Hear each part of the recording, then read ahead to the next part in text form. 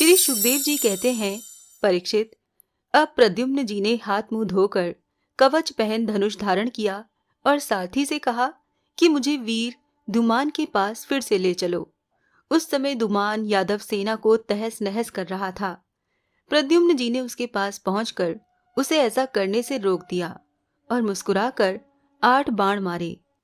4 बाणों से उसके 4 घोड़े और एक एक बाण से सारथी, धनुष, ध्वजा और उसका सिर काट दिया। इधर गद, सात्यकी, सांब आदि यदुवंशी वीर भी शाल्व की सेना का संहार करने लगे। सौभ विमान पर चढ़े हुए सैनिकों की गर्दनें कट जाती और वो समुद्र में गिर पड़ते। इस प्रकार यदुवंशी और शाल्व के सैनिक एक दूसरे पर प्रहार करते रहे। बड़ा ही घमासान और भयंकर युद्ध हुआ और वो लगातार 27 दिनों तक चलता रहा। उन दिनों भगवान श्री कृष्ण धर्मराज युधिष्ठिर के बुलाने से इंद्रप्रस्थ गए हुए थे। राजसूय यज्ञ हो चुका था और शिशुपाल की भी मृत्यु हो गई थी। वहां भगवान श्री कृष्ण ने देखा कि बड़े भयंकर अपशगुन हो रहे हैं। तब उन्होंने कुरुवंश के बड़े बूढ़ों, ऋषि मुनियों, कुंती और पांडवों से अनुमति लेकर द्वारिका के लिए प्रस्थान किया। वो मन ही मन कहने लगे कि मैं पूज्य भाई बलराम जी के साथ यहाँ चला आया। अब शिशुपाल के पक्षघाती क्षत्रिय अवश्य ही द्वारिका पर आक्रमण कर रहे होंगे।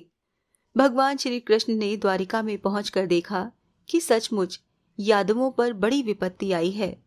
तब उन्होंने बलराम जी को नगर की रक्षा के लिए नियुक्त कर दिया और सौभपति शाल्व को देखकर अपने सारथी दारुक से कहा, दारुक, तुम शीघ्र से शीघ्र मेरा रथ शाल्व के पास ले चलो। देखो, ये शाल्व बड़ा मायावी है, तो भी तुम तनिक भी भय न करना। भगवान की ऐसी आज्ञा पाकर दारुक रथ पर चढ़ गया और उसे शाल्व की ओर ले चला। भगवान के रथ की ध्वजा गरुड़ चिन्ह से चिन्हित थी। उसे देखकर यदुवंशियों और शाल्व की सेना के लोगों ने युद्ध भूमि में प्रवेश करते ही भगवान को पहचान लिया। परीक्षित, अब तक शाल्व की सारी सेना प्राय नष्ट हो चुकी थी। भगवान श्री कृष्ण को देखते ही उसने उनके सारथी पर एक बहुत बड़ी शक्ति जलाई। वो शक्ति बड़ा भयंकर शब्द करती हुई आकाश में बड़े वेग से चल रही थी और बहुत बड़े लूक के समान जान पड़ती थी। उसके प्रकाश से दिशाएं चमक उठी थीं। उसे सारथी की ओर आते देख भगवान श्री कृष्ण ने अपने बाणों से उसके सैकड़ों टुकड़े कर दिए। इसके बाद उन्होंने शाल्व को 16 बाण मारे और उसके विमान को भी, जो आकाश में घूम रहा था, असंख्य बाणों से छलनी कर दिया। ठीक वैसे ही जैसे सूर्य अपनी किरणों से आकाश को भर देता है। शाल्व ने भगवान श्री कृष्ण की बाईं भुजा में, जिसमें शांख धनुष शोभायमान था, बाण मारा।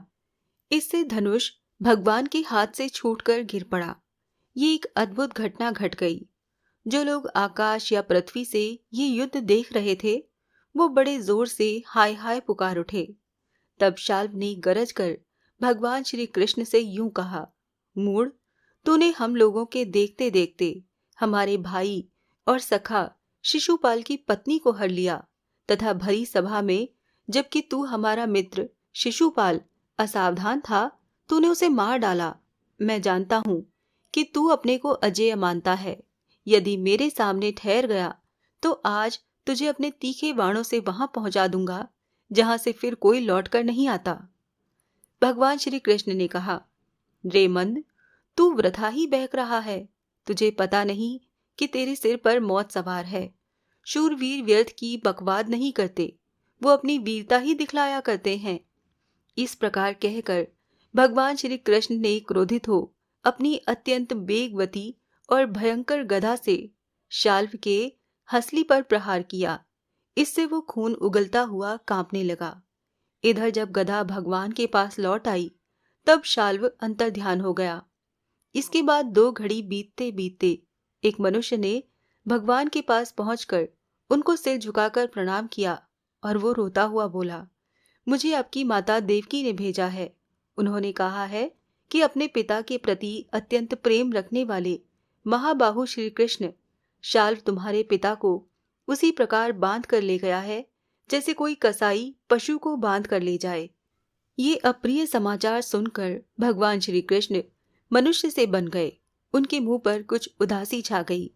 वो साधारण पुरुष के समान अत्यंत करुणा और स्नेह से कहने लगे, मेरे भाई बलराम जी को तो देवता अथवा असुर कोई भी नहीं जीत सकता। वो सदा सर्वदा सावधान रहते हैं। शाल्व का बल पौरुष तो अत्यंत अल्प है, फिर भी इसने उन्हें कैसे जीत लिया और कैसे मेरे पिताजी को बांध कर ले गया। सचमुच प्रारब्ध बहुत बलवान है। भगवान श्री कृष्ण इस प्रकार कह ही रहे थे कि शाल्व वसुदेव के समान एक माया रचित मनुष्य लेकर वहां आ पहुंचा और श्री कृष्ण से कहने लगा, मूर्ख, देख, यही तुझे पैदा करने वाला तेरा बाप है, जिसके लिए तू जी रहा है। तेरे देखते देखते मैं इसका काम तमाम करता हूँ। कुछ बल पौरुष हो तो इसे बचा। मायावी शाल्व ने इस प्रकार भगवान को फटकार कर माया रचित वसुदेव का सिर तलवार से काट लिया और उसे लेकर आकाश स्थित विमान पर जा बैठा। परीक्षित, भगवान श्री कृष्ण स्वयं सिद्ध, ज्ञान स्वरूप और महानुभाव हैं। वो इस घटना को देखकर 2 घड़ी के लिए अपने स्वजन वसुदेव जी के प्रति अत्यंत प्रेम होने के कारण साधारण पुरुषों के समान शोक में डूब गए। परंतु फिर वो जान गए कि ये तो शाल्व की फैलाई हुई आसुरी माया ही है, जो उसे मय दानव ने बतलाई थी। भगवान श्री कृष्ण ने युद्ध भूमि में सचेत होकर देखा, न वहां दूत है और न पिता का वो शरीर। जैसे स्वप्न में एक दृश्य दिखकर लुप्त हो गया हो। उधर देखा तो शाल्व विमान पर चढ़कर आकाश में विचर रहा है। तब वो उसका वध करने के लिए उद्यत हो गए। प्रिय परीक्षित, इस प्रकार की बात पूर्वापर का विचार न करने वाले कोई कोई ऋषि कहते हैं। अवश्य ही वो ही इस बात को भूल जाते हैं कि श्री कृष्ण के संबंध में ऐसा कहना उन्हीं के वचनों के विपरीत है। कहाँ अज्ञानियों में रहने वाले शोक, मोह, स्नेह और भय तथा कहाँ वो परिपूर्ण भगवान श्री कृष्ण, जिनका ज्ञान, विज्ञान और ऐश्वर्य अखंडित है, एक रस है। भला उनमें वैसे भावों की संभावना ही कहाँ है। बड़े बड़े ऋषि मुनि भगवान श्री कृष्ण के चरण कमलों की सेवा करके आत्मविद्या का भली भांति संपादन करते हैं और उसके द्वारा शरीर आदि में आत्म बुद्धि रूप अनादि अज्ञान को मिटा डालते हैं तथा आत्म संबंधी अनंत ऐश्वर्य प्राप्त करते हैं। उन संतों के परम गति स्वरूप भगवान श्री कृष्ण में भला मोह कैसे हो सकता है। अब शाल्व भगवान श्री कृष्ण पर बड़े उत्साह और वेग से शस्त्रों की वर्षा करने लगा था। अमोघ शक्ति भगवान श्री कृष्ण ने भी अपने बाणों से शाल्व को घायल कर दिया और उसके कवच, धनुष तथा सिर की मणि को छिन्न भिन्न कर दिया। साथ ही गदा की चोट से उसके विमान को भी जर्जर कर दिया। परीक्षित, भगवान श्री कृष्ण के हाथों से चलाई हुई गदा से वो विमान चूर चूर होकर समुद्र में गिर पड़ा। गिरने से पहले ही शाल्व हाथ में गदा लेकर धरती पर कूद पड़ा और सावधान होकर बड़े वेग से भगवान श्री कृष्ण की ओर झपटा। शाल्व को आक्रमण करते देख उन्होंने भाले से गदा के साथ उसका हाथ काट गिराया। फिर उसे मार डालने के लिए उन्होंने प्रलयकालीन सूर्य के समान तेजस्वी और अत्यंत अद्भुत सुदर्शन चक्र धारण कर लिया। उस समय उनकी ऐसी शोभा हो रही थी मानो सूर्य के साथ उदयाचल शोभायमान हो।